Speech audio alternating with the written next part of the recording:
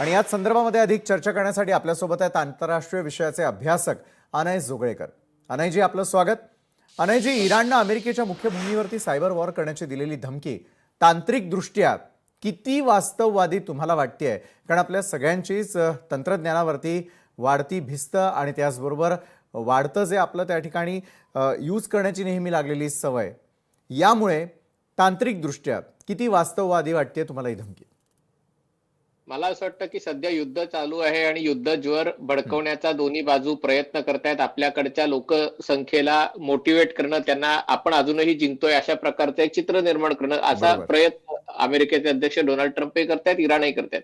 हे खरं आहे की इराण ला कल्पना आहे, कारण गेली 47 वर्ष त्यांच्यावर वेगवेगळ्या प्रकारचे निर्बंध आहेत. त्यांचा एअरफोर्स, त्यांची नेव्ही हे सगळं 1970च्या दशकातल्या गोष्टींवर आधारित आहे. आणि त्यामुळे इराणने कायमच एक असिमेट्रिक वॉरफेअर, ज्याला असं युद्ध, गनिमी काव्यानी युद्ध लढायची तयारी केलेली आहे. त्याच्यामध्ये सायबर युद्धाचाही भाग आहे. याच्या आधी इराणनी अमेरिकेतली वेगवेगळी वेबसाईट हॅक करून आपली क्षमता दाखवलेली आहे. पण तरी देखील मला असं वाटतं की अमेरिकेच्या तुलनेत, इस्रायलच्या तुलनेत किंवा अगदी भारताच्याही तुलनेत इराणची सायबर हल्ले करण्याची क्षमता मर्यादित आहे. जर इराणला रशियाने किंवा चीननी काही मदत केली नाही, कारण या दोन्ही देशांचं सायबर हल्ल्यामध्ये खूप जास्त अनुभव आहे आणि बरेचसे हल्ले जगात होतात हे चीनी किंवा रशियन सायबर लोकांकडनंच होतात. तर त्यामुळे त्यांचा जर याच्यामध्ये सहभाग नसेल तर इराण फारसं काही करू शकेल असं मला वाटत नाही. पण एक आता युद्धज्वराचा भाग म्हणून त्यांनी ही धमकी दिलेली आहे. बरोबर आहे. मात्र अनयजी, जवाद झरीफ यांनी मांडलेला पीस प्लान सध्याच्या तणावात अमेरिका आणि इस्रायलला मान्य होण्यासारखा आहे का? कारण ज्या वेळेला युद्ध बंद करण्यासंदर्भातल्या चर्चा होताना दिसतात, त्यावेळेला अटी शर्ती प्रत्येक देश त्या ठिकाणी घालत असल्याचं दिसतंय. अशा वेळेला हा पीस प्लान खरोखर किती इफेक्टिव्ह ठरू शकतो? निश्चितच जे प्रस्ताव आतापर्यंत, म्हणजे अजून इराणचं म्हणणं आहे की काही अधिकृत काही चर्चा सुरू नाहीये, एक संदेशाचं देवाणघेवाण सुरू आहे.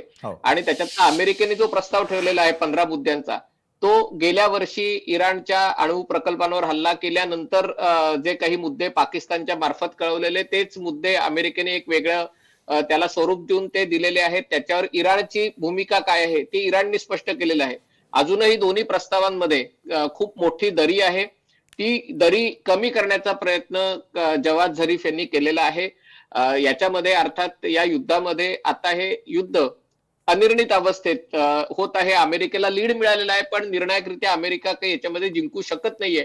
इराणची राजवट बदलली जाणं आता अवघड वाटतंय, इराण शरणागती पत्करणं अवघड वाटतंय आणि जागतिक व्यवस्थेसाठी हे युद्ध दररोज नवीन नवीन संकट आणतोय. महागाई वाढ झालेली आहे, बेरोजगारी, आर्थिक संकट याच्यातनं खूप मोठं असेल आणि त्याच्यामुळे जर मध्यम मार्ग याच्यातनं काढण्याचा प्रस्ताव इराणने ठेवला असेल तर त्याच्याकडे सकारात्मक दृष्ट्या बघितलं पाहिजे.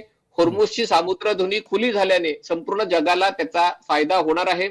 अणु कार्यक्रम थोडासा गुंडाळायला, बासनात गुंडाळायला इराणची तयारी असेल तर ती स्वागतार्ह गोष्ट आहे. फक्त मुद्दा आहे की जे युरेनियम काढलं गेलेलं आहे, कारण जवळजवळ 11 अणुबॉम्ब बनवता येईल एवढं युरेनियम इराणमध्ये आहे. ते असं म्हटलं जातं की ते भूगर्भामध्ये काढलं गेलेलं आहे. त्याच्याबाबत इराणची भूमिका काय आहे की ते आता IAEAच्या हवाले करण्यास इराणची तयारी आहे का, हा त्यातला एक मुद्दा आहे. दुसरी गोष्ट जी अमेरिकेची आणि इस्रायलची अपेक्षा होती की आतापर्यंत सातत्याने इराण या इस्रायल विरुद्ध किंवा या भागात दहशतवादी संघटनांना पाठबळ देतो, मग हमास असेल, हिजबुल्ला असेल, हुती असेल, या सगळ्यांना जी मदत करतो त्यांच्याशी संबंध इराण तोडणार आहे का?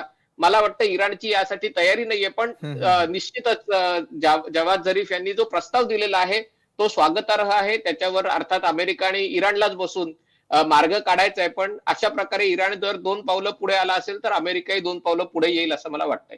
बरं, पण अनयजी, एक महत्त्वाचा प्रश्न मला तुम्हाला विचारायचा आहे. तो म्हणजे असा की प्रत्येक देशाची आपली स्वतःची एक विचारधारा असते, त्याची स्वतःची एक प्रवृत्ती असते, तिथे राहणाऱ्या नागरिकांची देखील असते. पण मग इराणनं जरी स्वतःचा विजय घोषित करून युद्ध थांबवणं हे त्यांच्या लष्करी प्रवृत्तीला पटेल असं आहे का, असं वाटतंय का? नाही, याच्यात जवाद झरीफ यांचा मुद्दा आहे की जर युद्ध थांबवलं तरी होर्मुझची सामुद्रधुनी इराण खुली करणार नाही.